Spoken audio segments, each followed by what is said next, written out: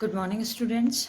हम हमारी BA second year philosophy की क्लास में जो पेपर का नाम है हमारा हिस्ट्री ऑफ वेस्टर्न फ़िलासफ़ी, उसमें हमने अभी तक ग्रीक दार्शनिकों में सुकरात, प्लेटो और अरस्तू को पढ़ा और थोड़ा सा परिचय सुकरात से भी पहले के जो प्रारंभिक ग्रीक दार्शनिक माने जाते हैं उनके बारे में थोड़ा सा परिचय मैंने आपको पिछली क्लासेस में दिया था।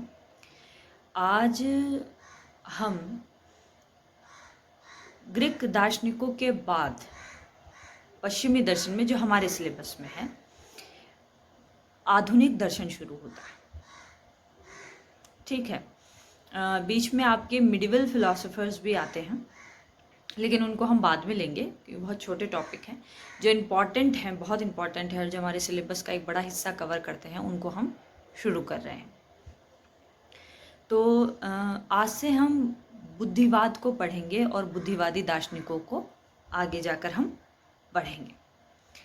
सबसे पहले हम ये जानें कि बुद्धिवाद होता क्या है। इसी के साथ एक और नाम आप सुनेंगे, अनुभववाद। हम ये देखेंगे कि जहाँ से मॉडर्न फिलॉसफी शुरू होती है, मॉडर्न वेस्टर्न फिलॉसफी शुरू होती है, आधुनिक पश्चिमी दर्शन जहाँ से शुरू होता है, वो एक बुद्धिवादी परंपरा शुरू होती है, एक अनुभववादी परंपरा शुरू होती है। बुद्धिवादी परंपरा के भी कुछ दार्शनिक हैं, अनुभववादी परंपरा के भी कुछ दार्शनिक हैं, और ऐसी बात नहीं है कि आधुनिक दर्शन के प्रारंभ होने से ही बुद्धिवाद या अनुभववाद की बात हुई है, ऐसा नहीं है। जहाँ से मैं जिसे प्रारंभिक ग्रीक दर्शन कहती हूँ, वहाँ से हमें बुद्धिवाद और अनुभववाद के संकेत मिलते हैं, लेकिन उतनी स्पष्टता से, उतनी तार्किकता से बुद्धिवाद और अनुभववाद की बात जब आधुनिक पश्चिमी दर्शन में हुई है, इतनी स्पष्टता और तार्किकता से वहाँ नहीं। वहाँ आपको अनुभववाद और बुद्धिवाद मिलता है, लेकिन छिपे हुए रूप में। वहाँ पर बहुत महत्वपूर्ण थी तो वो तत्व मीमांसा थी। लेकिन अगर आप मॉडर्न वेस्टर्न फिलॉसफी देखेंगे तो आप ये देखेंगे कि वहाँ पर इम्पॉर्टेंट हो गई है ज्ञान मीमांसा। तो चाहे वो अनुभववादी हों, चाहे वो बुद्धिवादी हों, ये दोनों ही ज्ञान मीमांसा की समस्याओं को सुलझाते हुए दिखाई देते हैं। तो जैसे मैं बुद्धिवाद की बात करूँ तो बुद्धिवाद होता क्या है बेसिकली, जैसे कि इसके नाम से पता चल रहा है कि बुद्धिवाद ज्ञान मीमांसा का एक ऐसा सिद्धांत है जो बुद्धि को ही ज्ञान का प्रमाणिक स्रोत या वास्तविक मार्ग मानता है, कि बुद्धि से ही हमें वास्तविक ज्ञान होता है। ऐसा नहीं है कि अनुभव को स्वीकार नहीं करता, ये अनुभव को स्वीकार करता है, लेकिन उसे हमें कह सकते हो दूसरे स्तर पर रखता है। प्रथम स्तर ये बुद्धि को देता है, मतलब ज्ञान प्राप्ति की प्रक्रिया में जो प्रथम स्तर है वो बुद्धि का है और दूसरा स्तर है वो अनुभव का है, बुद्धिवादियों के अनुसार। ठीक है, अब हम थोड़ा ये जान लेते हैं कि अनुभववाद क्या होता है। हालांकि जब हम अनुभववाद पढ़ेंगे तो मैं आपको बताऊंगी कि अनुभववाद क्या होता है, लेकिन अभी ये जानना ज़रूरी है थोड़ा सा एक परिभाषा के तौर पे कि अनुभववाद क्या होता है। तो जैसे बुद्धिवाद के नाम से पता चलता है कि ये बुद्धि को प्रमुखता देते हैं, वैसे ही अनुभववाद के नाम से आप लोगों को समझ में आ रहा होगा कि अनुभववाद ज्ञान मीमांसा का वो सिद्धांत माना जाता है जो ये कहता है कि ज्ञान की प्राप्ति का प्रमाणिक स्रोत या ज्ञान की प्राप्ति का वास्तविक मार्ग क्या है, अनुभव है। ये भी बुद्धि को स्वीकार करता है, लेकिन वही बात है, बुद्धि को ये दूसरे स्तर पे रखता है, पहले स्तर पे ये अनुभव को रखता है। अब हम वापस बुद्धिवाद पे लौटते हैं। बुद्धिवाद, जैसा कि मैंने कहा कि अगर आप देखना चाहे तो पार्मेनाइडिस, प्लेटो, सुकरात, इन सब में आपको बुद्धिवाद दिखाई देगा अगर आप समझने की कोशिश करेंगे तो। उसके बाद बुद्धिवाद और भी क्लियर तरीके से आपको दिखाई देता है, जिसे मैं कह रही हूँ आधुनिक पश्चिमी दर्शन में। आधुनिक पश्चिमी दर्शन में ये डेकार्ट से शुरू होता है, ये डेकार्ट से शुरू होगा और आप डेकार्ट को पढ़ेंगे।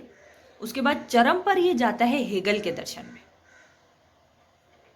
ऐसा कहते हैं कि बुद्धिवाद का जो चरम है वो हमें हेगल के दर्शन में देखने को मिलता है, और उसके बाद बुद्धिवाद की जगह वापस अनुभववाद ले लेता है। तो जिसे कंटेम्प्रेरी वेस्टर्न फिलॉसफी कहते हैं, जो एमए में पढ़ाई जाती है। जब आप फिलॉसफी से एमए करेंगे तो आप पढ़ेंगे कि वहाँ पर ये पढ़ाई जाएगी कंटेम्प्रेरी वेस्टर्न फिलॉसफी, तो वहाँ पर अनुभववाद ने बहुत महत्वपूर्ण जगह ले ली थी। इसे बुद्धिवाद की बात वहाँ भी होती है, ऐसी बात नहीं बुद्धिवाद की बात नहीं होती, लेकिन उसके बाद अनुभववाद पर ज़्यादा बात होती है और हमें अनुभववाद के भी नए नए रूप वहाँ पर देखने को मिलते हैं।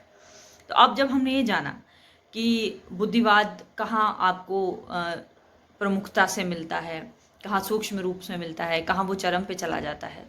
तो अब हमारे लिए जानना ज़रूरी है कि बुद्धिवाद की मान्यताएं क्या क्या हैं, या हम ये कह सकते हैं बुद्धिवाद क्या मानकर आगे चलता है।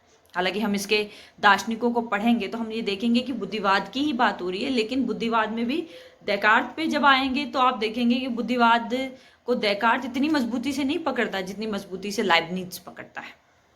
लाइबनिज में भी हम देखेंगे कि बुद्धिवाद अपने चरम पर पहुंच गया है। स्पिनोजा भी बीच में आते हैं, वो भी बुद्धिवादी दार्शनिक ही हैं। डेकार्ट के बाद हम स्पिनोजा को पढ़ेंगे, लेकिन इन तीनों दार्शनिकों में, ये तीनों आपके सिलेबस का हिस्सा है, स्पिनोजा या मैं कहूँ लाइबनिज में सबसे ज़्यादा हमें बुद्धिवाद दिखाई देता है। तो बुद्धिवाद की कुछ प्रमुख विशेषताएं हैं, उसकी बात हम करते हैं।